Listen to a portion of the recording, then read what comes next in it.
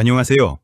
오늘은 가족들 사이에서 가끔 일어나는 유류분이라는 조금 어려운 약속에 대해 이야기해 줄게요. 이름은 어렵지만 알고 보면 우리 가족의 평화와 사랑을 지키기 위해 만든 규칙이랍니다. 과연 유류분이란 무엇일까요? 먼저 유류분이 뭔지 쉽게 비유해 볼게요. 예를 들어 아빠가 아주 맛있는 피자 한 판을 사오셨어요. 그런데 아빠가 이 피자는 첫째가 공부를 제일 열심히 했으니까 첫째한테 다 줄게 라고 하신 거예요. 그럼 나머지 동생들은 배가 너무 고프고 서운하겠죠? 이때 나라에서 정한 규칙이 바로 유류분이에요. 아무리 아빠 피자라고 해도 가족들이 굶지 않게 최소한 한 조각씩은 나눠줘야 해 라고 법으로 정해둔 것이죠. 즉 돌아가신 분 부모님 등이 재산을 누군가에게 다 주겠다고 유언을 남겼더라도 남겨진 가족들이 살 길이 막막해지지 않도록 최소한의 몫을 보장해주는 제도예요. 그러면 이 법은 왜 만들어졌을까요? 이 규칙은 아주 오래전인 1977년에 처음 만들어졌어요.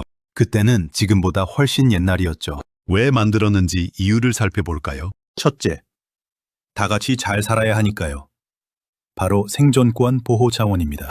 옛날에는 부모님이 돌아가시면 그 재산이 주로 큰아들에게만 몰리는 경우가 많았어요. 그러면 딸들이나 다른 아들들은 부모님이 돌아가신 뒤에 갑자기 가난해져서 살기 힘들어질 수 있었죠. 그래서 모든 자녀가 최소한의 재산을 받아 똑같이 보호받을 수 있게 만들었어요. 둘째, 가족은 팀이니까요. 상속의 공정성. 부모님이 재산을 모으기까지는 사실 혼자만의 힘이 아니라 옆에서 도와준 엄마, 배우자와 자녀들의 도움도 있었을 거예요. 우리가 같이 고생해서 모은 재산이니 한 사람에게만 주는 건 공정하지 않아 라는 생각이 바탕이 된 거죠. 그런데 왜 지금 와서 문제가 되고 있을까요? 옛날에는 좋은 의도로 만든 이 법이 시간이 흐르면서 지금 세상과는 조금 안 맞는 것 같아 라는 목소리가 커지기 시작했어요. 첫째는 내 돈은 내 마음대로 하고 싶어요.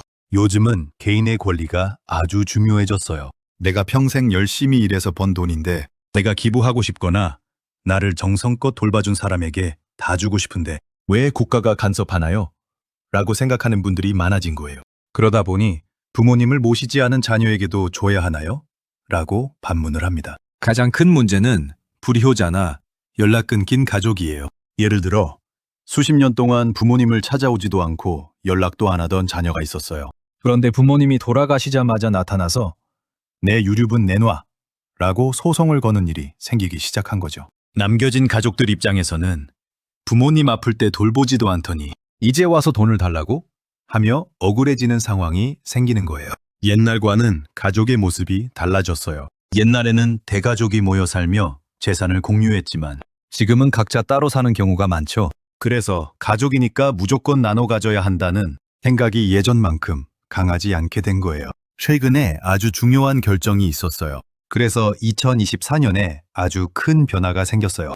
우리나라 최고의 법원인 헌법재판소에서 이렇게 말했답니다. 형제 자매에게까지 유류분을 주는 건 이제 그만해도 돼. 그리고 부모님을 괴롭히거나 부양하지 않은 자녀는 재산을 못 받게 하는 법을 더 자세히 만들어야 해. 이제는 시대가 변한 만큼 무조건 똑같이 나누는 것이 아니라 누가 부모님을 진심으로 위하고 사랑했는지를 더 중요하게 생각하는 방향으로 법이 바뀌고 있는 중이랍니다. 요약하자면 유류분은 가족들이 최소한의 생활을 할 수 있게 보호해주는 피자 한 조각 같은 법이에요. 하지만 세상이 변하면서 연락도 안 하던 가족이 돈만 요구하는 부작용이 생겼어요. 그래서 지금은 개인의 선택을 존중하고 진짜 효도한 사람이 대접받는 방향으로 법을 고치고 있는 중이랍니다. 궁금증이 좀 풀렸나요? 이제 유류분 청구 소송에서 반드시 나오는 구하라법에 대해 알아볼까요? 구하라법이란 무엇인가요? 한마디로 말하면 부모로서 책임을 다하지 않은 사람은 자녀의 재산을 가져갈 자격이 없다는 법이에요. 옛날 법에는 부모가 아이를 버리고 떠났더라도 나중에 그 자녀가 하늘나라로 가게 되면 남겨진 재산을 부모가 자동으로 물려받게 되어 있었어요. 하지만 이건 누가 봐도 너무 불공평하죠. 그래서 이 잘못된 규칙을 고치기 위해 만든 것이 바로 구하라법입니다. 왜 이 법이 만들어졌을까요?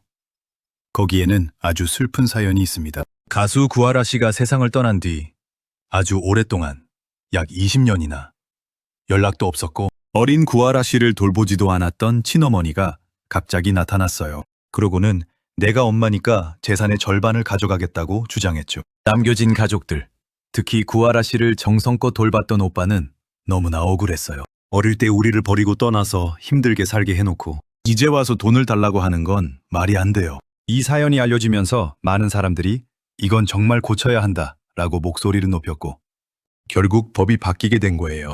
2024년 8월 국회에서 이 법이 통과되면서 이제는 다음과 같은 경우에 재산을 받을 수 없게 상속권 상실되었어요. 부양 의무 위반, 자녀를 키우지 않거나 아플 때 돌보지 않는 등 부모로서의 책임을 심하게 저버린 경우, 폐륜 행위 가족으로서 차마 해서는 안 될 나쁜 짓을 하거나 학대를 한 경우, 이제는 남겨진 가족들이 법원에 저 사람은 부모 역할을 안 했으니 재산을 줄 수 없어요 라고 신청하면 판사님이 심사를 해서 재산을 못 받게 막을 수 있게 된 거죠. 이 법은 단순히 돈의 문제가 아니에요. 권리에는 책임이 따른다는 아주 중요한 가르침을 주고 있어요. 부모라는 이름표만 달고 있다고 해서 다 부모가 아니라 자녀를 사랑하고 정성껏 키우는 책임을 다했을 때 비로소 그 권리도 인정받을 수 있다는 뜻이거든요. 요약하자면 구하라법은 자녀를 돌보지 않은 부모가 자녀의 재산을 탐내는 것을 막는 법. 이유는 20년 만에 나타난 친어머니의 재산 요구 사건을 계기로 국민들이 힘을 합쳐 만든 법입니다. 결과는 이제는 부모 노릇을 제대로 안 하면 재산을 한 푼도 못 받을 수 있다는 것입니다. 세상이 조금 더 공정하게 변하고 있죠. 이 구하라법은 유류분 청구 소송 문제와도 깊게 연결되어 있어요. 많은 도움이 되셨나요? 모두들 아프지 말고 행복하세요.